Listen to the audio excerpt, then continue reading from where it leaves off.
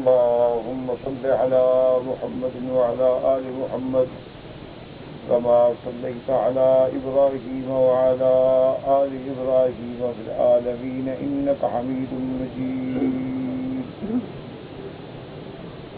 قال الله تبارك وتعالى في كلامه المجيد: أعوذ بالله من الشيطان الرجيم بسم الله الرحمن الرحيم. وضرب الله مثلا الرجلين أحدهما أبكم لا يقدر على شيء وهو كل على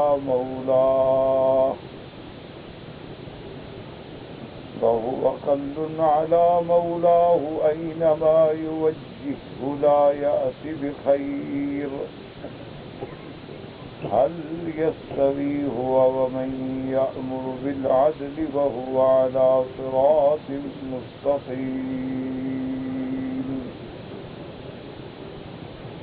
قال المؤلف والمفسر رحمه الله تعالى: قال مجاهد رحمه الله: وهذا أيضا المراد به الوثن. والحق تعالى يعني أن الوثن أبكم لا يتكلم ولا ينطق بخير ولا بشيء ولا يقدر على شيء بالكلية فلا مقال ولا فعال، وهو هذا كل أي عيال وكلفة على مولاه أينما يوجه يبعث لا يأتي بخير ولا ينجح مسعاه. هل يستوي من هذه صفاته ومن يأمر بالعدل أي بالقسط فمقاله حق وفعاله مستقيمة فهو على صراط مستقيم. وقيل الأبكم مولى لعثمان، وبهذا قال السدي وقتادة والعطاء الخراساني، واختار هذا القول ابن جرير رحمه الله تعالى. اللہ تبارک و تعالی نے کلام مقدس کی ان آیات مبارکہ میں جو سورۃ النحل کی آیات ہیں، اللہ نے مثال بیان فرمائی ہے. پہلے بھی آپ نے پڑھا ہے کہ اللہ نے مثال بیان فرمائی تھی. ایک انسان ہے جو عبد ہے، مملوک ہے، اور مملوک کچھ بھی نہیں کر سکتا، اور ایک عبد ہے جو آزاد ہے، حر ہے، صاحب جائیداد ہے، صاحب انفاق ہے. کیا دونوں برابر ہو سکتے ہیں؟ نہیں. تو جب دو بندے بھی دنیا میں برابر نہیں ہو سکتے تو بندہ اور خدا کیسے برابر ہے؟ دنیا میں دو بندے ہیں، ایک عالم ہے ایک جاہل ہے، تو کیا برابر ہو سکتے ہیں؟ نہیں. اچھا، ایک آدمی تندرست ہے ایک بیمار ہے، برابر ہو سکتے ہیں؟ نہیں ہو. اسی طرح دیکھیں کہ ایک آدمی صاحب عقل ہے اور ایک مجنون ہے، پاگل ہے، برابر ہو سکتے ہیں؟ نہیں ہو سکتے. اسی طرح اللہ نے فرمایا کہ دیکھو اندھیرا اور روشنی برابر ہو سکتے ہیں؟ نہیں ہو سکتے. اسی طرح فرمایا کہ ٹھنڈی جگہ اور گرمی اور دھوپ والی جگہ برابر ہو سکتے ہیں؟ نہیں ہو سکتے. یہ ساری مثالیں کیوں دی؟ تاکہ ہمیں مسئلہ توحید سمجھنے میں آسانی ہو جائے. کیونکہ یہ قاعدہ ہے کہ مثال انسان کو جلدی سمجھ آتی ہے، کہ مثال کے ذریعے جو بات سمجھائی جائے وہ آدمی کو بڑی آسانی سے سمجھ آ سکتی ہے. تو اس لیے اللہ نے قرآن میں کافی مثالیں بیان فرمائی، اور اس کے بعد خود بیان بھی فرمایا کہ ہم نے مثالیں کیوں دی ہیں. تلک الامثال نضربها للناس، کہ یہ مثالیں جو ہے ہم لوگوں کے لیے بیان کرتے ہیں کیونکہ لعلہم یتفکرون، تفکر کریں، غور کریں اور سوچیں. تو یہ قاعدہ ہے. اسی لیے عرب میں بھی، لغت عرب میں بھی، اسی طرح ہر زبان میں بھی آپ نے دیکھا ہے کہ ضرب الامثال ہوتے ہیں، مثالیں ہوتی ہیں. تو وہ مثال آدمی کو ذرا جلدی سمجھ آ جائے. تو پہلی مثال میں اللہ نے یہ بتایا کہ جب دو بندے بھی برابر نہیں ہو سکتے تو تم بندوں کو خدا کے برابر کیسے کر رہے؟ تو اس لیے سمجھیں کہ اللہ کے سوا کوئی نافع نہیں، کوئی دار نہیں، کوئی مالک و مختار نہیں، اور ساری مخلوق جو ہے اس کی مخلوق ہے، مملوک ہے، عبید ہیں، اس کا ملک ہے، ملک ہے، وہ جو چاہے کرے، لہذا اس کے کوئی بھی برابر نہیں۔ فعال لما یرید، اللہ تبارک و تعالی جو چاہتے ہیں اور جو کریں، جس چیز کا بھی ارادہ کریں وہ اس پہ قادر ہے۔ تو اس لیے ایک بات تو یہ سمجھ لیں،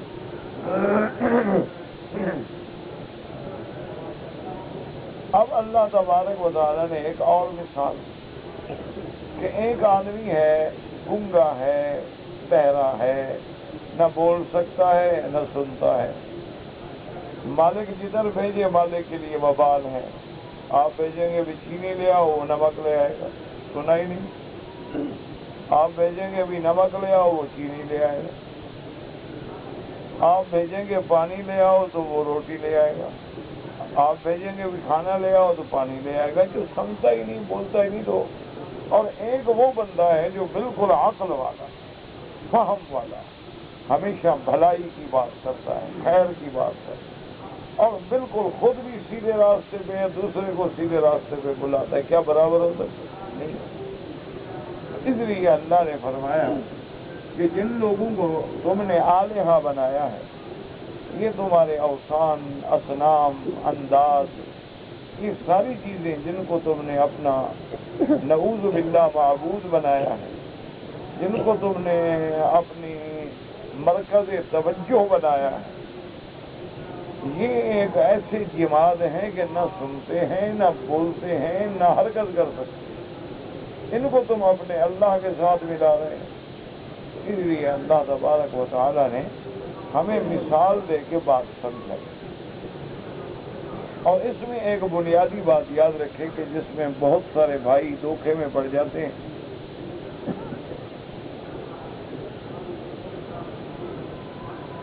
کہ جب قرآن شریف میں ایسی جگہ آئے گی تو وہاں زیادہ تر تفسیروں میں ذکر ہوتا ہے بتوں کا، والذین یدعون من دون اللہ ومن اضل ممن یدعو من دون اللہ اجعل الآلہۃ الہا واحدا۔ یہ سب آیات میں آگے مفسر لکھتے ہیں الوثن، الصنم، اوثان، انداز۔ تو اس لیے لوگوں کے دماغ میں ایک بڑی غلط بات بیٹھ گئی ہے، وہ کہتے ہیں کہ جناب مکے والے جو تھے وہ مشرک تھے، وہ کافر تھے، وہ بتوں کے پجاری تھے، حضرت ہم بتوں کی تھوڑی پوجا کرتے ہیں، تو ہمیں آپ ان کے ساتھ تو نہ ملائیں۔ یہ ایک بہت بڑا دھوکہ ہے جو لوگوں کے دماغ میں موجود ہے یا ڈالا جاتا ہے کہ بھائی وہ کہتے ہیں دیکھو جی تفسیر کھول لو، ابن کثیر دیکھ لیں، ابن جریر دیکھ لیں، مدارک دیکھ لیں، کشاف دیکھ لیں، جلالین دیکھ لیں، بیضاوی دیکھ لیں، قرطبی دیکھ لیں، فتح القدیر دیکھ لیں، دنیا کی کوئی تفسیر سے، تو جہاں جہاں یہ آیت موجود ہے کہ جو اللہ کے سوا کسی غیر کو پکارتے ہیں، وہاں آگے لکھا ہوا ہے اصنام، بت، تو لہذا سیدھی بات ہے جو اللہ کے سوا بتوں کو پکارتا ہو وہ تو کافر ہے۔ ہم تو حضرت بتوں کو نہیں پکارتے، ہم تو مزار میں اگر کھڑے ہو کے پکارتے ہیں تو اولیاء اللہ کو پکارتے ہیں، یہ بت تھوڑے ہیں۔ ہم اگر حضرت عبد القادر جیلانی کو پکارتے ہیں تو حضرت القادر جیلانی کو بت ہے۔ ہم اگر حضرت علی ہجویری کو داتا کہہ کے پکارتے ہیں تو کیا وہ بت ہے؟ ہم اگر محبوب سبحانی کو پکارتے ہیں، نظام الدین اولیاء کو پکارتے ہیں، وہ بت تھوڑے ہیں۔ دیکھیں یہ ساری قرآن کی آیتیں تو ان کے لوگوں کے لیے ہیں جو بتوں کی پوجا کرتے تھے، اور وہ ٹھیک ہے جو آج بھی بت کی پوجا کرتا ہے ہم اس کو بھی کافر سمجھتے ہیں، ہندوؤں کو ہم بھی کافر کہتے ہیں، کیونکہ انہوں نے مندر بنائے ہیں، انہوں نے دیوی دیوتا بنائے، ہم کافر کہتے ہیں۔ جو لوگ آج بھی سورج کی عبادت کرتے ہیں ان کو بھی کافر کہتے ہیں، جو لوگ آگ کی پوجا کرتے ہیں ان کو ہم بھی کافر کہتے ہیں، لیکن ہم تو یہ اولیاء اللہ، پھر ان کی ہم عبادت بھی نہیں کرتے، ان کی تو حضرت ہم تعظیم کرتے ہیں۔ عبادت میں اور تعظیم میں بڑا فرق ہے۔ اللہ کا جو سجدہ ہے وہ عبادت والا سجدہ ہے، اور جو قبر پہ سجدہ ہے وہ تعظیم والا سجدہ ہے۔ جیسے آدمی اپنے ماں باپ کے آگے بھی جھک جاتا ہے، اپنے استاد کے آگے بھی جھک جاتا ہے، تو یہ تو تعظیم والی بات ہے۔ اور دوسری بات یہ ہے کہ ہم ان کو حاجت روا نہیں سمجھتے۔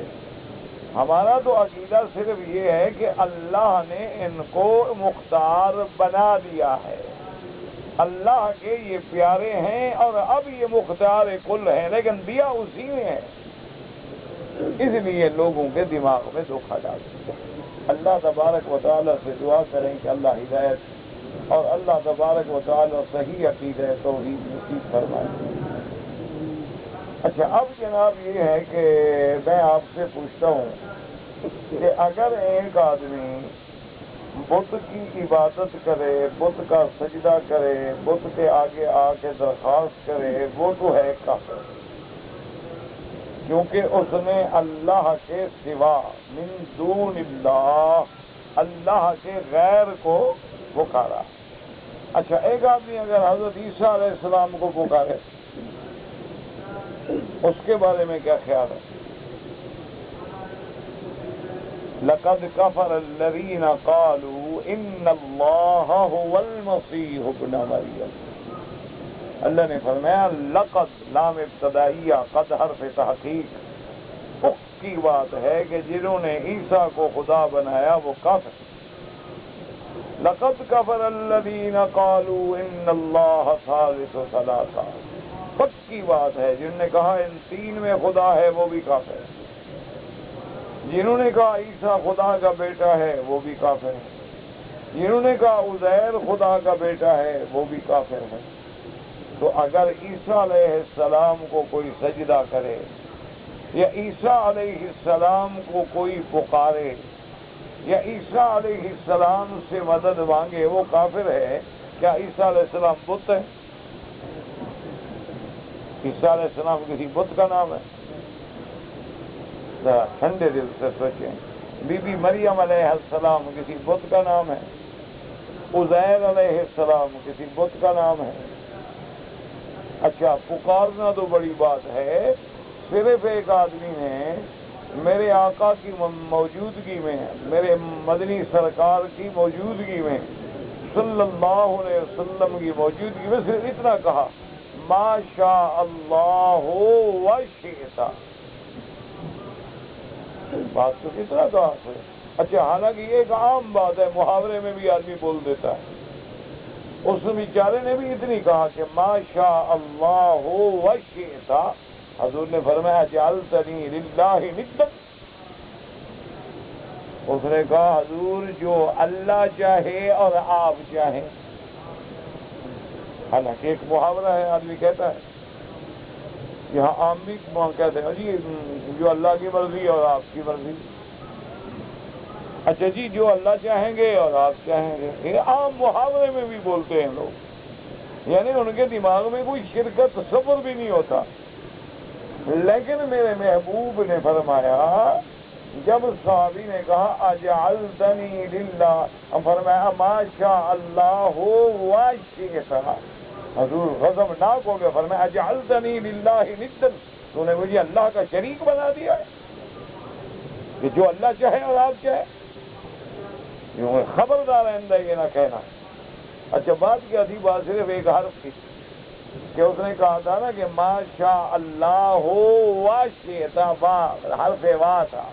حرف وا جو ہے یہ جمع کا فائدہ دیتا ہے، جیسے ہم کہتے ہیں کہ جاءنی زید و عمر، میرے پاس زید اور عمر یعنی دونوں مل کے آئے تھے، تو یہ وا جمع کو فائدہ دیتا ہے۔ وا للجمع، فا للتعقیب و ثم للتراخی۔ حضور نے فرمایا اگر کہنا بھی ہو تو یوں کہو کہ ما شاء اللہ ثم شئت، یہ وا کا حرف تم نے کیوں بولا ہے؟ اس کا معنی ہے مجھے اللہ کے ساتھ ملا رہے ہو، برابر کر رہے ہو، یعنی اتنا لفظ بولنے سے حضور ناراض ہو گئے،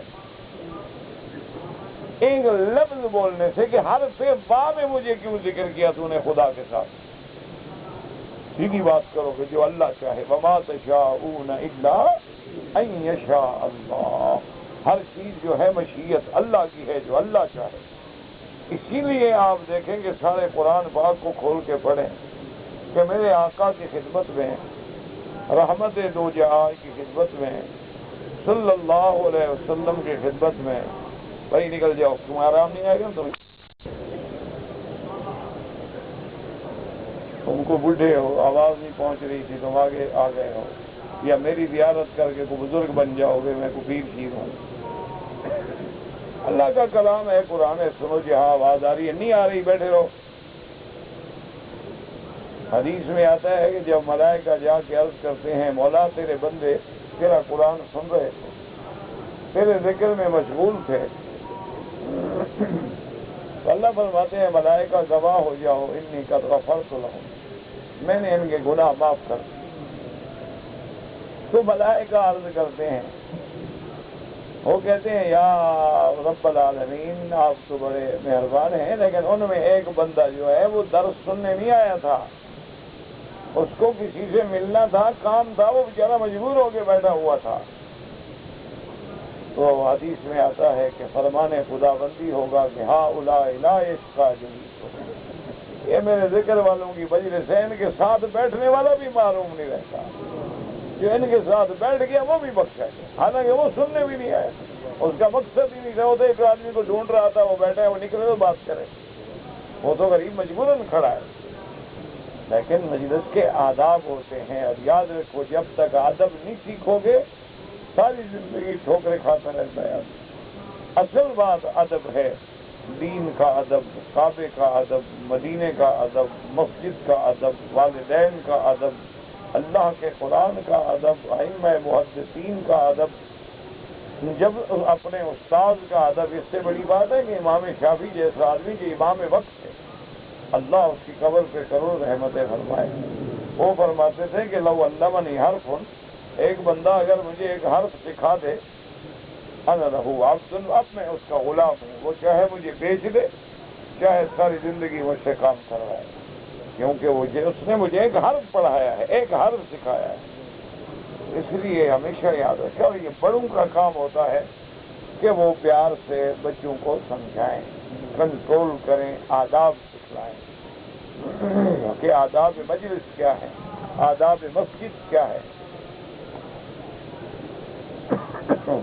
تو حضور صلی اللہ علیہ وآلہ وسلم کی خدمت میں یہودیوں نے سکھایا اور قریش نے آ کے سوال کیے۔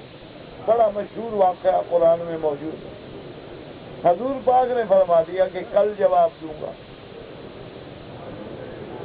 انہوں نے کہا جی ٹھیک ہے، آپ کل جواب دیں۔ اب اللہ کی شان یہ ہے، حضور کے دل میں خیال تھا کہ اللہ تو دیکھ رہے ہیں کہ دشمن مجھ سے سوال پوچھ رہے ہیں، تو اللہ ہی وحی بھیجیں گے تو جواب دوں گا، اس لیے فرما دیا کہ کل جواب دوں گا۔ لیکن جناب اب وحی نہیں آئی، جبریل آتا ہی نہیں۔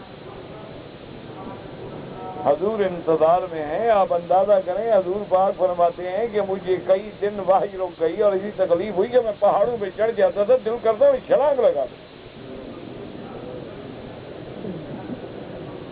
اللہ کی توحید کو خدا کے لیے سیکھو، توحید ہے، بنیاد نہ ہوگی تو عمارت کبھی نہیں قائم ہو سکتی، ریت پہ بلڈنگیں نہیں کھڑی ہو سکتی، بغیر بنیادوں کے کوئی دیوار نہیں سیدھی کھڑی ہو سکتی۔ لاکھ نمازیں پڑھو، لاکھ روزے رکھو، ایک ٹانگ پہ کھڑے ہو کے چلے کرو، کچھ بھی نہیں ہوتا جب تک عقیدہ کی۔ ہم سے زیادہ ریاضت جوگی جو ہے نا، وہ زیادہ ریاضت کرتے ہیں، پنڈت ہم سے زیادہ ریاضت کرتے ہیں، ہندو، کافر، سکھ، بڑا گیان سیان ان کا دھیان ہوتا ہے، اور وہ تو کئی سال جا کے غاروں میں 2 چادروں میں زندگی گزار دیتے ہیں، اور نہ گوشت، نہ چاول، نہ غذا، بالکل پانی سوکھی روٹی پہ گزارا کرتے ہیں۔ کہتے ہیں اپنے نفس کو سزا دے رہے ہیں، مار رہے ہیں، جب تک یہ نفس نہیں مرے گا ہم ترقی نہیں کر سکتے۔ وہ ہم سے زیادہ محنتیں کرتے ہیں، لیکن اس کے باوجود بھی وہ جہنم کا ایندھن ہے، اس کے باوجود بھی وہ جہنمی ہے۔ وجہ کیا ہے؟ عقیدہ ہے۔ اور 1,00,000 گناہگار ہے، مسلمان ہے، لیکن عقیدہ پکا ہے، جنت میں جائے گا۔ اب یہ اللہ کی مرضی، جنت میں ویسے بھیج دیں یا چاہے تو رگڑا دے کے بھیج دیں، لیکن جائے گا ضرور جنت۔ من قال لا الہ الا اللہ دخل الجنہ او کما قال رسول اللہ صلی اللہ علیہ وسلم۔ لاکھ کافر اچھے کام کرے لیکن جائے گا جہنم، کیونکہ اس کا عقیدہ درست ہے، اس کا اللہ پہ ایمان نہیں، آخرت پہ ایمان نہیں، انبیاء کے فرمان پہ ایمان۔ تو اب حضور نے فرما دیا کل جواب دوں گا، ایک دن گزر گیا، 2 دن گزر گیا، دشمن آ کے روزانہ نعوذ باللہ پریشان ہے کہ حضور آپ نے فرمایا تھا کل جواب دوں گا، آج تو 3 دن گزر گئے۔ حضور فرماتے ہیں قریب قربتن، اتنی مجھے تکلیف ہوئی کبھی نہیں ہو کہ دشمن کو کیا جواب۔ اللہ اکبر۔ اس کے بعد جناب یہ آیات نازل ہوئی، وَلَا تَقُولَنَّ لِشَيْءٍ إِنِّي فَاعِلٌ ذَلِكَ غَدًا إِلَّا أَن يَشَاءَ اللہ۔ اللہ نے فرمایا میرے محبوب آئندہ کبھی ایسی بات نہ کہنا کہ کل کروں گا۔ تم آپ نے یہ کیوں نہیں کہا کہ اگر اللہ نے چاہا؟ کیونکہ آپ نے انشاءاللہ نہیں کہا میری مرضی، میں وحی اتاروں یا نہ اتاروں۔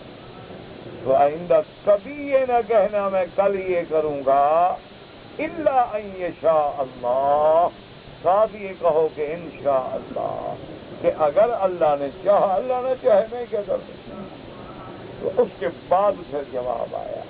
تو یہ وجہ کیا تھی کہ حضور کی امت کو سبق سکھانا ہے کہ کسی بات میں بھی یہ نہ کہو میں کروں گا، نہ الا ان یشاء اللہ، اگر اللہ نے چاہا تو ہر چیز جو ہے وہ اللہ کی وجہ۔ باقی بات یہ ہے کہ بتوں کا ذکر کیوں ہے کہ حضور کے زمانے میں وہ تھے ہی بتوں کے پجاری، تو لہذا ہر جگہ تردید تو ان کی آئے گی نا، کیونکہ جو واقعہ ہوتا ہے تو تردید اسی کی جاتی۔ جیسے آپ دیکھیں گے نا محدثین ہیں، مفسرین ہیں، مجتہدین ہیں۔ اچھا، کسی کے زمانے میں مرجئہ تھے، کسی کے زمانے میں جہمیہ تھے، کسی کے زمانے میں قدریہ تھے، کسی کے زمانے میں معتزلہ تھے، کسی کے زمانے میں روافض تھے، کسی کے زمانے میں خوارج تھے۔ تو ان لوگوں نے اسی فتنے کا استحصال کیا، اسی کا مقابلہ کیا جو فتنہ تھا، اس کے پر وہ لگے رہے۔ تو اس کا معنی یہ تو نہیں ہوتا کہ ایک فتنے کا ہم اگر استحصال کریں تو دوسروں کو ہم جائز سمجھتے ہیں، یہ بات نہیں ہوتی۔ اس لیے ہمیشہ یاد رکھیں کہ اللہ کے سوا چاہے ملائکہ کو پکارو کافر، انبیاء کو پکارو کافر، اولیاء کو پکارو کافر، یا بتوں کو پکارو کافر، یہ سب اللہ کے سوا۔ باقی یہ کہنا کہ جی یہ اللہ کے پیارے ہیں، تو علماء نے لکھا ہے کہ اگر ایک آدمی اللہ معاف کرے اس کی بیوی جو ہے اگر وہ سارے کام کرے لیکن عزت کی حفاظت نہ کرے، خامد کے علاوہ کسی غیر سے تعلق رکھے تو برداشت کرو گے؟ اچھا، غیر سے نہ رکھے، خامد کے بھائی سے تعلق رکھے، وہ تو اپنا ہے نا، اپنے سے تو کوئی حرج نہیں۔ اللہ فرماتے ہیں تم ایک بیوی میں شریک نہیں بناتے ہو، مجھے کہتے ہو میں ملک میں شریک بنا دوں، عقل کرو۔ تو میں ایک بیوی میں اپنے بھائی کو شریک بنانے کے لیے تیار نہیں ہوں، اور میرے شریک بناتے ہو کبھی ملک میں، کبھی آسمانوں میں، کبھی بتوں کو بناتے ہو، کبھی سورج چاند کو بناتے ہو، کبھی انسانوں کو بناتے ہو۔ اس لیے اس کی صفت ہے وحدہ لا شریک لہ، لا شریک لہ فی ذاتہ ولا فی صفاتہ۔ اللہ کی ذات میں بھی کوئی شریک نہیں، اس کی صفات میں بھی کوئی شریک نہیں، اس کے افعال میں بھی کوئی شریک نہیں، اس کے حقوق میں بھی کوئی شریک نہیں۔ جو اللہ کا حق ہے وہ اللہ کا حق ہے، وہ کسی دوسرے کا حق نہیں ہو سکتا۔ اس لیے اللہ نے کھول کھول کے مثالیں دی ہیں، لیکن پھر بھی نہ سمجھ آئے تو پھر سمجھ لو کہ دلوں پہ مہریں لگ گئی ہیں، مسئلہ سمجھ نہیں آتا ہے کہ قرآن پڑھتے رہو لیکن اندر نہیں اترتا۔ اب ٹھنڈے دل سے ایمان سے کہیں، ناراض نہ ہوں، جو لوگ میلاد شریف مناتے ہیں، آپ لاکھ قرآن پڑھیں، حدیثیں پڑھیں، صحابہ کے حوالے دیں، آپ اہل بیت کا ذکر کریں، وہ کہیں گے ٹھیک ہے جی اور جی دیکھو نا بس ٹھیک ہے قرآن حدیث میں نہیں ہوگا لیکن سرکار کی محبت ہے، بس حضور کی محبت میں ہم کرتے ہیں۔ اور بابا حضور کی محبت میں ہم کریں گے تو اللہ میں ہمیں جہنم میں ڈال دے گا۔ حضور کی محبت ہے، دیکھو بھائی حضور کی محبت میں تو حضور کی ولادت کی خوشی میں ابو لہب نے بھی خوشی منائی، اپنی باندی کو آزاد کر دیا، تو تم کس کی اتباع کر رہے تھے؟ ابو لہب کی۔ کوئی عقل کرو، کوئی بات کو سمجھو۔ اب یہ کیا معنی ہے کہ بھئی ہم محبت کرتے ہیں؟ یہ محبت کا معنی کیا ہے کہ ابھی کعبۃ اللہ کے لوگ یوں طواف کریں تو یوں شروع کر دو؟ یہ کون سی محبت ہے کہ 7 چکروں گے کون؟ نہیں میں تو جناب 14 کروں گا، 7 تھوڑے ہیں۔ یہ کیا محبت ہے بھائی؟ یہ تو اللہ کے دین میں اضافہ ہے، اور اللہ کے دین میں اضافے کرنے والا تو اللہ معاف کرے کافر ہو جاتا ہے۔ اسی لیے ہمیشہ مسئلے کو سمجھا کریں۔ اب دیکھیں اللہ نے قرآن میں مثال دی ہے ابدن مملوکن اور احدہما ابکم، ایک ایسا ہے جو بالکل گنگا ہے، بہرا ہے۔ اس لیے مفسر فرماتے ہیں المراد به الوثن، کہ ایک طرف بت ہے اور ایک طرف اللہ تعالیٰ کی ذات ہے، کیونکہ ان الوثن ابکم لا یتکلم، بہرا ہے، گنگا ہے، بولتا نہیں، ولا ینطق بخیر، نہ اچھی کوئی بات کر سکتا ہے، نہ کوئی بات کر سکتا ہے، نہ کسی چیز کی کوئی ذرے کے برابر طاقت رکھتا ہے۔ فلا مقال ولا فعال، نہ تو اس کا کوئی قول ہے نہ اس کا کوئی فعل ہے، وہ تو کچھ کر ہی نہیں سکتا۔ وَهُوَ مَا هَذَا كَلٌّ، اور اس کے بعد بھی وہ ایک بوجھ ہے، تکلیف ہے اپنے مولا پہ۔ اَيْنَمَا يُوَجِّهُ، جدھر پہ جو کبھی بڑائی نہیں لائے گا، کبھی کسی کام میں نجات ناجے نہیں ہوگا، کامیاب نہیں ہوگا۔ وَلَا يَنْجَحْ بِمَسْعَاهُ هَلْ يَسْتَوِي، کیا یہ اس کے برابر ہو سکتا ہے؟ هُوَ وہ وَمَن يَأْمُرُ بِالْعَدْلِ وَهُوَ عَلَىٰ صِرَاطٍ مُسْتَقِيمٍ، اس بندے کے برابر جو اللہ کا حکم کرتا ہے، جو عدل کا حکم کرتا ہے، جو بھلائی کا حکم کرتا ہے، اور خود بھی صراط مستقیم پہ ہے، یعنی ہرگز برابر نہیں ہوتی۔ هل يستوي من هذه صفاته، کیا یہ برابر ہو سکتا ہے جس کی یہ صفتیں ہوں؟ وَمَن يَأْمُرُ بِالْعَدْلِ، بالقسط، اور جو حق اور عدل کی بات کرے، فَمَقَالُهُ حَقٌّ، جس کی باتیں جو ہیں وہ حق ہیں، وَفِعَالُهُ مُسْتَقِيمَةٌ وَهُوَ عَلَىٰ صِرَاطٍ مُسْتَقِيمٍ۔ اب بعض علماء فرماتے ہیں اب کم سے مراد ہے حضرت عثمان کے غلام تھے، اب لیکن ایک قیلہ کے ساتھ۔ واختار هذا القول ابن جرير رحمه الله تعالى وقال له في ان ابن عباس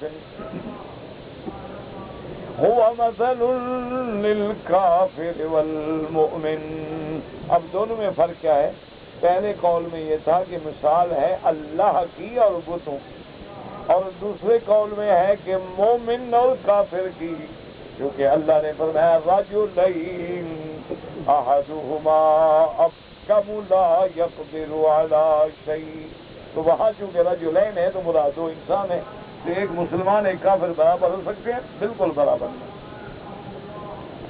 وقال ابن جرير حدثنا حسن بن الصباح البزار قال حدثنا يحيى بن اسحاق الصالحيني قال حدثنا حماد قال حدثنا عبد الله بن عثمان بن خيثم عن ابراهيم عن اكرمه عن يعلى بن أمية عن ابن عباس في قوله تبارك وتعالى ضرب الله مثلا عبدا مملوكا لا يقدر على شيء قال نزلت في رجل من قريش وعبده، ایک قریش کے بندے میں یہ آیات نازل ہوئی ہیں، یعنی قوله عبدا مملوكا الآية، وفي قوله وضرب الله مثلا الرجلين أحدهما أبكم إلى قوله وهو على صراط مستقيم قال هو عثمان بن عفان۔ صراط مستقیم پہ ہر وقت رات دن خرچ کرنے والا کون ہے؟ حضرت عثمان رضی اللہ تعالی عنہ۔ قال والابکم والذی اینما یوجہ لا یأتی بخیر، اور وہ بہرا جو کوئی جدت پہ جو کبھی بلائی لے کے نہ آئے، هو مولا عثمان بن عفان۔ كان عثمان رضی اللہ تعالی عنہ ينفق علیہ ويكلفه ويكفيه المؤونہ، حضرت عثمان رضی اللہ تعالیٰ عنہ اپنے اس غلام پہ خرچ کرتے تھے اور اس کی تکلیفوں کو برداشت کرتے، اس کے تمام بوجھ کو اٹھاتے. وکان الآخر یکرہ الاسلام ویاباہ وینہاہ عن الصدقۃ والمعروف، لیکن آپ کے غلام کا یہ حالت تھی کہ وہ اسلام کو اچھا نہیں سمجھتا تھا، انکار کرتا تھا، اور آپ کو بھی روکتا تھا کہ خیرات نہ کرو اور بھلائی نہ کیا کرو. تو کیا یہ دونوں برابر ہو سکتے ہیں؟ ہرگز برابر نہیں ہو سکتے. کوئی مسلمان اور کافر بھی برابر نہیں ہو سکتا، کوئی مومن اور مشرک بھی برابر نہیں ہو سکتا، کوئی موحد اور مشرک بھی برابر نہیں ہو سکتا. تو اللہ تبارک و تعالی نے بڑی واضح طور پہ مثالیں بیان فرمائی ہیں تاکہ ہمیں ایک ایک لفظ جو ہے وہ سمجھ آ جائے. سوال بہت کٹھے ہو گئے ہیں تو ان کو کوشش کرتے ہیں کہ اللہ کرے نمٹ جائیں. ایک دو حضرت آپ دیکھو نا ایسا لکھتے ہیں کہ پڑھا بھی نہیں جاتا. کہتے ہیں کہ جو لوگ عمرے پہ آتے ہیں، میرا تجربہ یہ ہے کہ وہ باپ اپنے بال پورے نہیں کٹاتے، تو انتظامیہ جو ہے وہ گورنمنٹ انتظام کرے، یعنی وہ ڈنڈا لے کے کھڑے ہو جائیں، اور جب عمرے سے فارغ ہو تو گردن میں رسہ ڈال کے اس کے بال کٹوائیں. واہ بھائی واہ، بڑا اچھا مشورہ ہے. جس کو اللہ رسول کا فرمان سے لحاظ نہیں آتا اس کے ہر کام پہ ڈنڈے سے ہی کراؤ. نماز بھی ڈنڈے سے، کلمہ بھی ڈنڈے سے، عمرہ بھی ڈنڈے سے. یہ کیا بات؟ اللہ نے قرآن میں بتلا دیا ہے کہ محلقین رؤوس کا درجہ ہے جو بال کٹواتے. اب ہم نے یہ دیکھنا ہے کہ سرکار دو جہاں نے جب اس طرح پھروایا تو سارے سر پہ پھروایا، اور حضور پاک نے جب بال کٹوائے تو سارے سر کے بال کٹوائے، وہ تک نہیں لگوائے. اس لیے ہمارے سامنے اللہ کے رسول کا نمونہ موجود ہے. صرف عورت کے لیے حکم ہے کہ عورت حج کرے یا عمرہ کرے، جب مناسک سے فارغ ہو جائے تو وہ آخر میں ایک پور کے برابر بال کاٹ لے.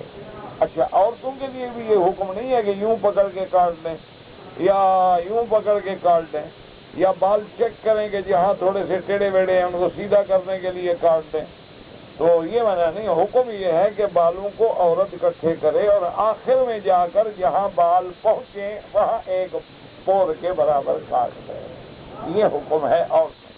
اور حضور پاک صلی اللہ علیہ وسلم نے مردوں کے لیے حکم ہے کہ پورے سر پہ اس طرح پھروائیں. اس طرح پھروانے والوں کے لیے حضور پاک نے 3 دفعہ دعا فرمائی، اور بال کٹوانے والوں کے لیے حضور پاک نے 1 دفعہ دعا فرمائی. تو میرا بھائی ایک اصول یاد رکھو کہ اگر تو عمرہ کرنا ہے اور تو پھر سنت کے مطابق کریں. اس کو مذاق نہ بنائیں کہ بھئی میرے فیشن میں بھی فرق نہ آئے، میرے بالوں کی کٹنگ میں بھی فرق نہ آئے، اور اگر میں گنجا ہو گیا تو لوگ کہیں گے جی گنجا ہو گیا ہے. لیکن آج انگریز سر مڈانا شروع کرے، سارے سر مڈا دیں. اس نے دیکھا نہیں آپ نے کہ جب اس نے تنگ پینٹ پہننی شروع کی تو سب نے وہ ٹیڈی پہ آ گئے. جب اس نے کھلے پینچے شروع کیے سارے کھلے پینچوں پہ. وہ ہپی بن گئے، کان میں بالیں پہننے لگ گئے. ہمارے مسلمانوں نے بھی کان میں بالیں ڈال دی. اچھا، وہ جناب گنڈے بن گئے کہ گلے میں چین اور جناب چاقو کا نشان. ہمارے بھی ماشاءاللہ گنڈے بن گئے. وہ کاؤ بوائے بن گئے، وہی ہیٹ ویٹ رکھ کے جانور چرانے والے وہی بن گئے.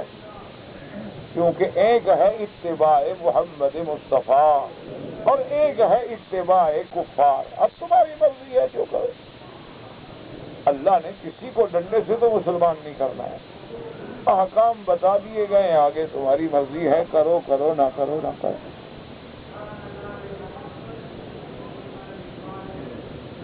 کہتے ہیں جی کہ جمعہ کی نماز کے بعد اور پہلے کتنی سنتیں ہیں؟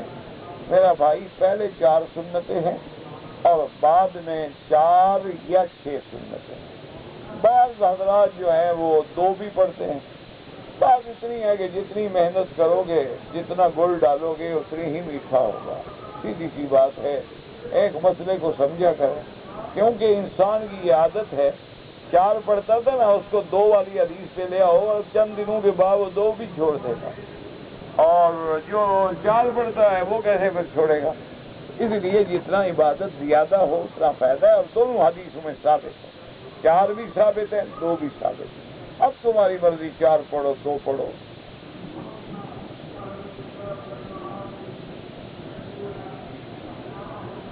میں نے حق المہر نہیں دیا، جب میری شادی ہوئی تھی تو میرے پاس کچھ نہیں تھا، تو اب تو ہے تو اب دے دو، جان چھوڑو۔ اب بھی کچھ نہیں ہے تو کما کے دو، تمہارے ذمہ حق ہے بیوی کا، یا پھر معافی مانگ لو، بخشوا لو۔ وہ غریب ہے بیچاری تمہارے گھر میں، بخشے گی نہیں تو کیا کرے؟ نہیں، اب بیوی بیچاری نہ بخشے تو کیا کرے؟ بہرحال حق المہر تمہارے ذمہ ہے، اور یہ حقوق العباد ہے، یہ معاف نہیں ہوتا۔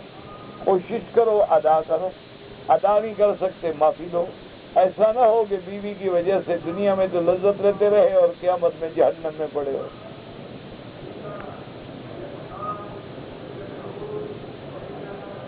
کہتے جی کہ نیت کر لینے کے بعد بعض لوگ جو ہیں وہ صفوں میں کبھی آگے چلے جاتے ہیں یا کبھی دائیں، کوئی حرج نہیں، اگر جگہ خالی ہے جا سکتے۔ ایک آدمی وہاں کھڑا ہے، تم یہاں جو نیت کر کے کھڑے ہو جاؤ کہ زمین ہلاؤ، یہ نہیں ہلے گا، یہ تو وقوفی اللہ ہے۔ سب کے ساتھ مل کے کھڑے ہوں، ورنہ نماز نہیں ہوتی۔ یہ تو بالکل جائز بات ہے، کوئی جھگڑے کی بات ہے ہی نہیں۔ وہابی کس تاریخ سے شروع ہوئے ہیں؟ جب سے اللہ کی توحید ہے۔ جیسے مشرک کب سے شروع ہوئے؟ جب سے شرک ہے۔ سیدھی بات۔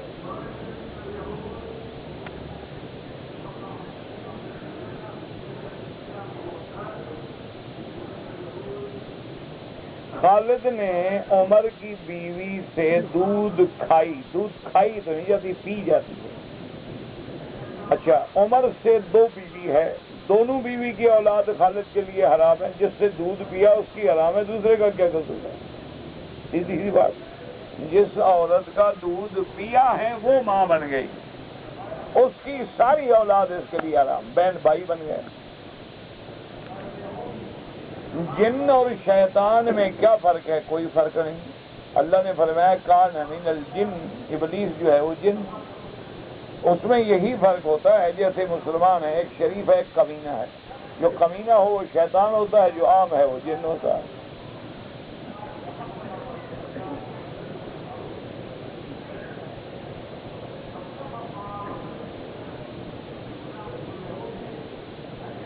ہم دو بہن بھائی ہیں، 4 ایکڑ میرے حصے کی زمین ہے۔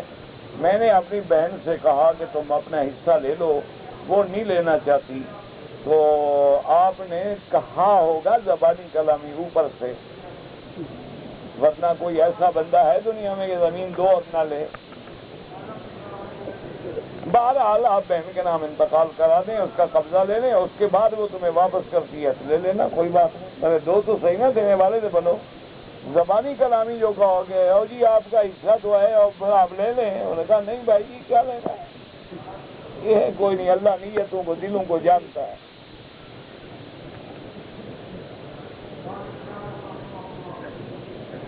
رمضان المبارک کے مہینے میں افطار کرنے کے بعد میاں بیوی آپس میں مل سکتے ہیں؟ جب افطار ہو گیا، روزہ نہیں ہے، پھر کیوں نہیں مل سکتے؟ ایک بات ختم ہوئی، کھا سکتے ہو، پی سکتے ہو تو مل بھی سکتے ہو۔ أُحِلَّ لَكُمْ لَيْلَةَ الصِّيَامِ الرَّفَثُ مِن نِّسَائِكُمْ، اللہ نے قرآن میں فرمایا کہ رات کو تمہارے لیے تمہاری بیویاں حلال ہیں، کوئی ایسا مسئلہ نہیں نہ۔ یہ کھانا کھا سکتے ہو، دن میں نہیں کھا سکتے ہو، سیدھی بات۔ جب روزہ ختم ہو گیا تو ہر چیز حلال ہو گئی۔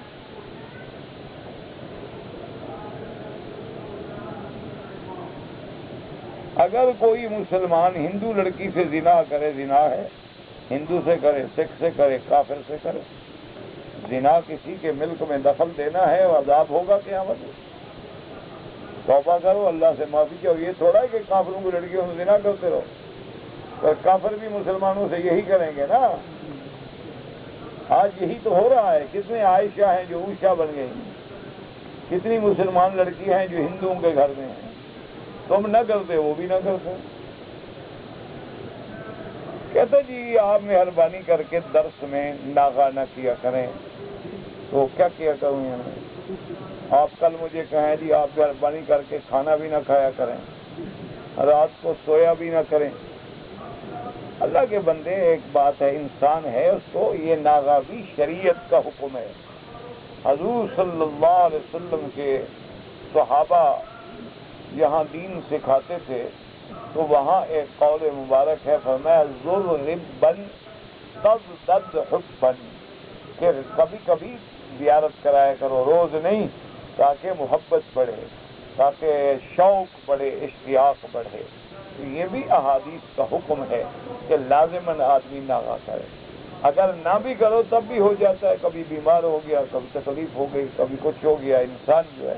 تو اس لیے میرا بھائی آپ کی محبت کا شکریہ, لیکن بہرحال یہ ایک شرعاً حکم بھی ہے.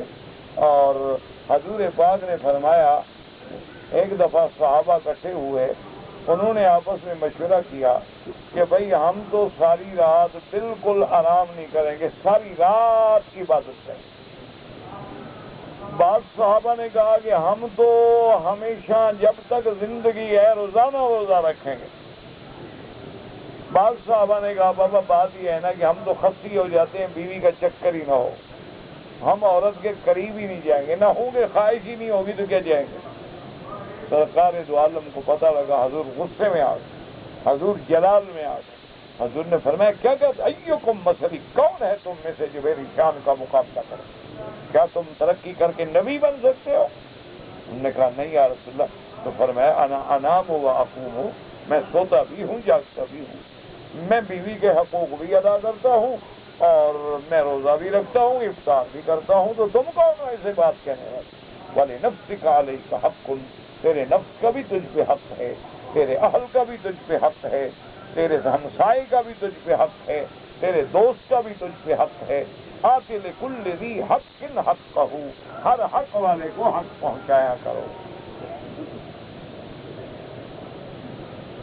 ٹائی کے بارے میں میرا بھائی یہ انگریزی تشبہ ہے, اس کا استعمال کرنا جائز نہیں.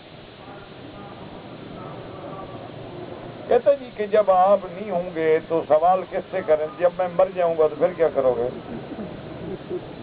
اللہ کے بندے علماء ختم ہوئے, سارا حرم علماء سے بھرا ہوا, جہاں مرضی ہے پوچھ سکو.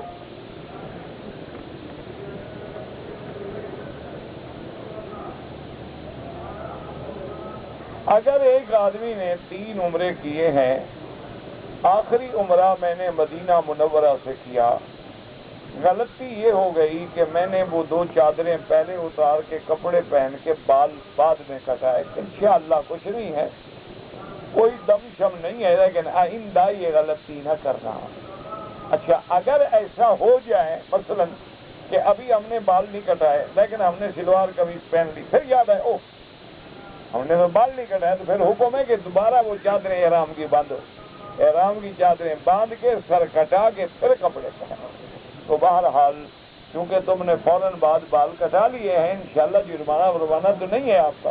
ویسے احتیاطاً 2-4 ریال صدقہ کر دو, لیکن آئندہ یہ غلطی نہ کرنا.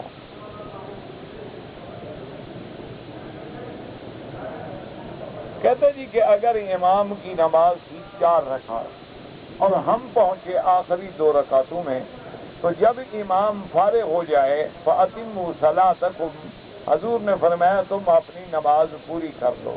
تو 2 رکعتیں جو ہماری رہ گئی ہیں کھڑے ہو کے پوری کر لو, اور اس کے بعد سلام پھیر دو.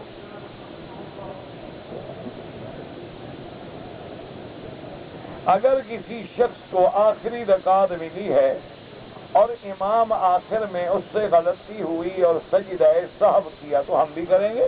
یہی تو ہم کہتے ہیں کہ بندہ امام کے تابع ہے, حالانکہ غلطی امام نے کی ہے, مقتدی نے نہیں کی غلطی بیچارے نے, لیکن پھر وہ سجدہ کرے گا تو ہم بھی سجدہ کریں گے. کہتے جی کہ اگر دم پڑ جائے اور پیسے نہ ہوں تو وہ 10 روزے جو رکھنے ہیں وہ جہاں مرضی آئے رکھیں, لیکن مکے میں رکھیں تو افضل ہے.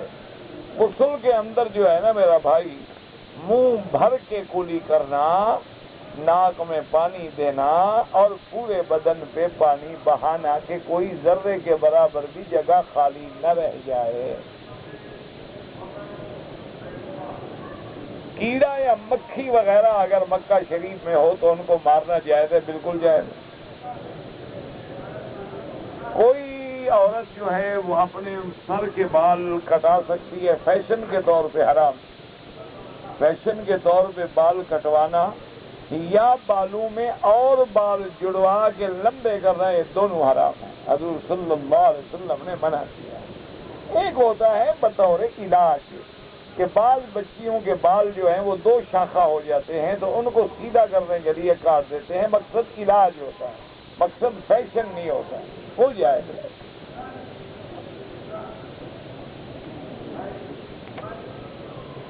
کہتے جی کہ اگر ایک آدمی کے پاس پیسے تھے حرام سے، حرام کی کمائی سے اس نے شادی کر لی، شادی تو میرا بھائی ہو جائے گی، وہ تو ڈاکو کی بھی ہو جاتی ہے، چور کی بھی ہو جاتی ہے، وہ تو فاسق فاجر کی بھی ہو جاتی ہے، شادی الگ بات ہے، حرام کھانا کھلانا الگ بات، حرام کی تمہیں سزا ملے گی، شادی شادی ہے۔ اس سے جو اولاد ہوگی وہ تو نکاح کے بعد ہو رہی ہے، وہ زنا کیوں ہے؟ زنا تو نہیں ہے، وہ تو نکاح کیا ہے نا تم نے۔ بڑے بڑی شاہراہوں پر بستے والے لوگ جو ہیں اپنے مال فروخت کرتے ہیں اور اس پہ زمزم ڈالتے ہیں، تو ہم نے آپ سے سنا ہے، آپ نے کو خواب دیکھا ہوگا، آج تک تو ہم نے نہیں سنا کہ زمزم ڈالتے ہیں سامان پر۔ کسی آدمی کو نظر لگ جاتی ہے تو مرچ کے دانے لے کے بچے کے سر پہ گھما کے پتہ نہیں وہ آگ میں ڈالتے ہیں، یہ سارے کافروں کے عمل ہیں، یہ جادوگروں کے عمل ہیں، اس کا اسلام سے کوئی تعلق نہیں۔ اسلام نے سکھایا ہے بسم اللہ ارقیک اللہ یشفیک من کل شیء یؤذیک اعوذ بکلمات اللہ التامۃ من کل شیطان وہامۃ ومن کل عین لامۃ، اور اسی طرح وَإِن يَكَادُ الَّذِينَ كَفَرُوا لَيُزْلِقُونَكَ بِأَبْصَارِهِمْ، تو اس کا علاج قرآن حدیث سے کرو، یہ مرچوں سے ہوتا ہے، پھر تو روزانہ آدمی مرچیں بولتے رہو، اور اگر 5-10 روز کھلا دیا کرو پھر تو نظر نہیں لگے گی، 4-5 مرچیں روزانہ بچے کو صبح صبح کھلاؤ، انشاءاللہ مجال ہے کہ سکول میں کچھ بھی یاد کر سکے۔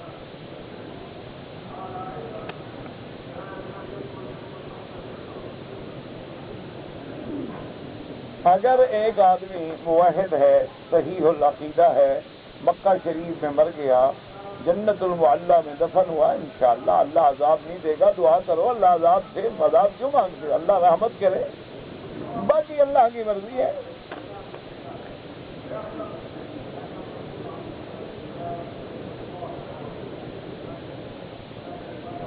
اگر ایک آدمی نے غصے میں 3 طلاق دیا بیوی کو، امام ابو حنیفہ رحمۃ اللہ علیہ کے نزدیک تو 3 ہو جاتا ہے، لیکن بہتر یہ ہے کہ دارالفتہ سے رجوع کریں۔ کہتے ہیں جی کہ پاؤں پہ سرخ مہندی لگانا، اگر کوئی چھالے والے ہیں، بیماری ہے، پھٹ گئے، بطور علاج لگائے مرد تو جائز ہے، لیکن زینت کے لیے لگائے تو حرام ہے۔ عورتوں کو مہندی لگانا ہاتھوں پہ بھی پاؤں پہ بالکل حکم ہے، سنت ہے حضور پاک۔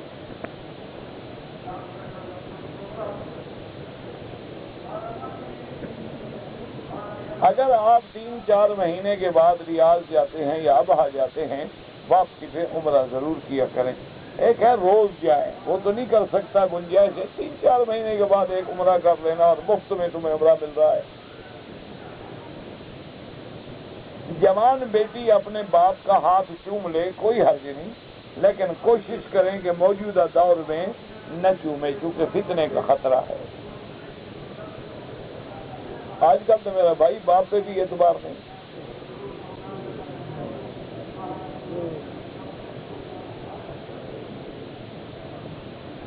عمرے کے طواف کے دوران غلاف کو چوما، غلاف کا چومنا خلاف سنت ہے۔ بہرحال خوشبو آئی، لگے نہ خوشبو کچھ نہیں ہوتا، ماں سوائے حجر اسود کے پورے کعبے میں کسی جگہ کو چومنا منع ہے۔ ہم لوگ عورتوں پر نظر پڑ جاتی ہے، جو اتفاق سے پڑ جائے وہ اللہ نے معاف کی ہے، یعنی ہم جا رہے ہیں اتفاق سے پڑ گئی تو آپ اندھے تو نہیں ہیں، ہم سے نہیں دیکھتے ہیں، اس کے بعد ٹالنا جو ہے وہ حرام ہے۔ اس لیے حضور نے فرمایا کہ العینان تزنیان، آنکھیں بھی زنا کرتی ہیں، تو جب تم بری نظر سے شہوت سے دیکھو گے تو یہ آنکھ کا زنا ہے، اللہ عذاب کو۔ ایک اتفاق سے نظر پڑی، ہم نے بھی پھیر لیا۔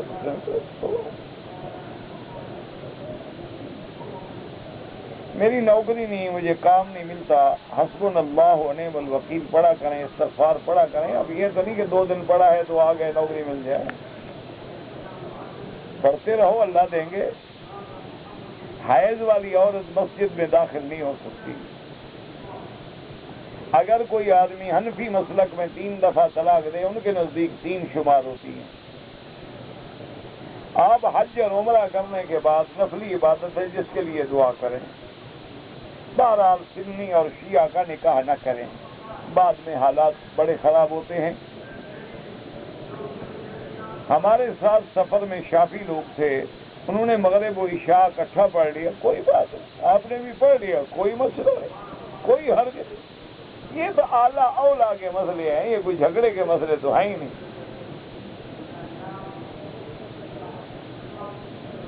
امام ظہر عصر کی نماز میں سورۃ الفاتحہ نہ پڑھے، یہ ہو سکتا ہے کہ امام نہ پڑھے؟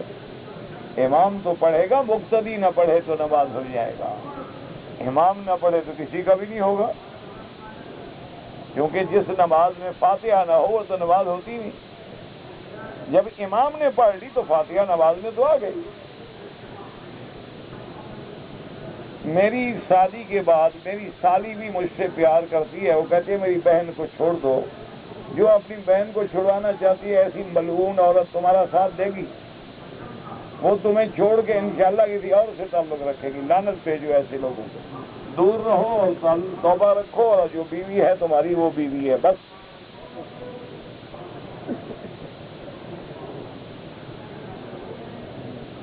اگر ہم نے صلاۃ و سلام پڑھ رہے ہیں بالکل پڑھیں، اور دور سے پڑھیں گے اللہ پہنچائیں گے۔ قمیض اور کرتے کا کالر جو بناتے ہیں بہتر ہے کہ نہ بنائیں؟ یہ کالر جو ہے اس کا تشبہ بھی کافروں سے بنتا ہے۔ حدیث، اصول حدیث کی ایک کتاب ہے، سینکڑوں کتابیں ہیں۔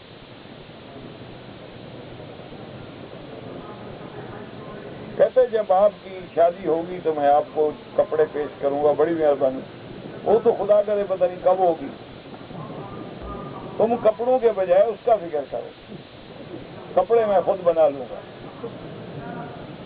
اللہ کا یار یہ کوئی مسئلہ ہے، خدا کا خوف کیا کرو، میرا وقت بھی ضائع کرتے ہو، اپنا وقت بھی ضائع کرو۔ اگر آپ کو کوئی ایسی محبت ہے، جزاک اللہ خیر، بات ختم ہو گئی۔ مغرب کے بعد فرشتے جاتے ہیں تو پھر اور فرشتے آتے ہیں، دن کے فرشتے الگ ہیں، رات سے الگ ہیں۔ اگر کوئی آدمی گرے نہیں اور تسبیح تحلیل کرتا رہے، ٹھیک ہے، کوئی بات نہیں، کرتا رہے، لیکن نماز کے بعد جو ہے وہ گنتی کا حکم ہے۔ سبحان اللہ 33 بار، الحمدللہ 33 بار، اللہ اکبر 34 بار۔ جب حضور نے گنا ہے، عدد معین ہے، تو وہ اسی عدد نہ بڑھاؤ نہ گھٹاؤ۔ کوئی آدمی بیمار ہے یا نماز کی حالت میں ہے، کوئی دوسرا لات مار گیا تو بعد میں اس کو بخش دینا ہے۔ اب یہ تو نہیں ہے کہ ڈھونڈ کے تم بھی جا کے لات مارو، مقصد یہی ہے جو زیادتی کرے بخش دو۔ حضور صلی اللہ علیہ وسلم اپنی قبر مبارک میں زندہ ہیں، تمام انبیاء زندہ ہیں، اور حضور تو امام الانبیاء ہیں۔ یہ کل اس نے پوچھا تھا نا، کیسٹ جو پوچھ رہا تھا، اگر ایک عورت کو پتہ نہیں تھا، اس بیچاری نے نہ بے وقوفی سے کہہ دیا کہ داڑھی بری لگتی ہے، تو میں نے کہا تھا نا اس کو کہو توبہ کرے، بس جب توبہ کر لے تو نکاح ٹھیک ہے۔ آپ آدھا مسئلہ سنتے ہیں تو میں کیا کروں؟ ہم فلاں زیارت پہ گئے ہیں تو بیماریاں ختم ہو گئی، وہ بیماریاں زیارت سے ختم نہیں ہوتی۔ ہندو جو جاتے ہیں مندر کی زیارت، ان کی بیماریاں بھی ختم ہو جاتی ہیں، تو کیا ان کی بیماریاں وہ دیوی دیوتا بھگوان ختم کرتے؟ اللہ کا نظام ہے، بیماری ہوتی بھی ہے ختم بھی ہوتی ہے، نہ زیارت سے نہ کسی سے۔ بہت سارے لوگ ہیں مکے میں رہتے ہیں، رات دن زمزم پیتے ہیں پھر بھی بیمار ہیں۔ بہت سارے لوگ ہیں ان کو ایک دن تھوڑا سا جا کے پلا دو، ہوگا تو یار زمزم پیا میں تو ٹھیک ہو گیا۔ یہ ایمان ہے، جتنا اندر ایمان ہوگا اتنا فائدہ ہوگا۔ اگر ہم نے طواف کیا ہے 2 चक्कर हुए हैं, नमाज खड़ी हो गई, तवाफ रोक दें, नमाज पढ़ें।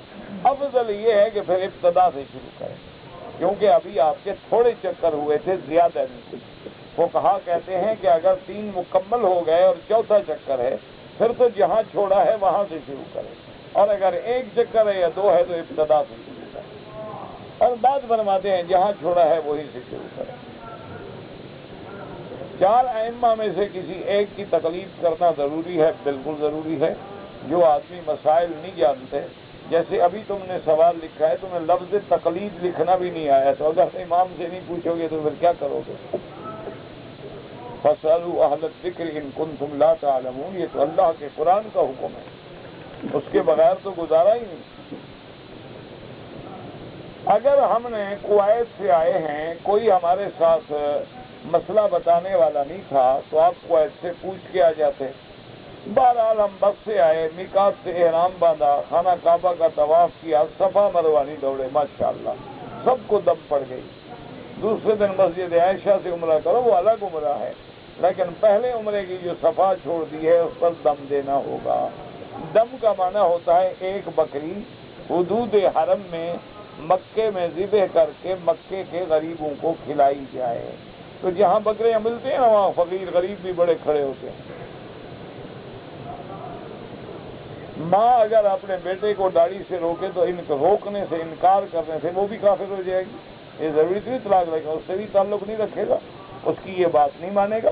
ला ताअत मखलूकिन फी मासियतिल खालिक, जब कोई मखलूक अल्लाह की नाफरमानी का हुक्म दे हम नहीं मानेंगे, चाहे माँ हो या बाप हो, बाप हो, बाप हो, बाप हो, बाप हो, बाप हो, बाप हो, बाप हो, बाप हो, बाप हो, बाप हो, बाप हो,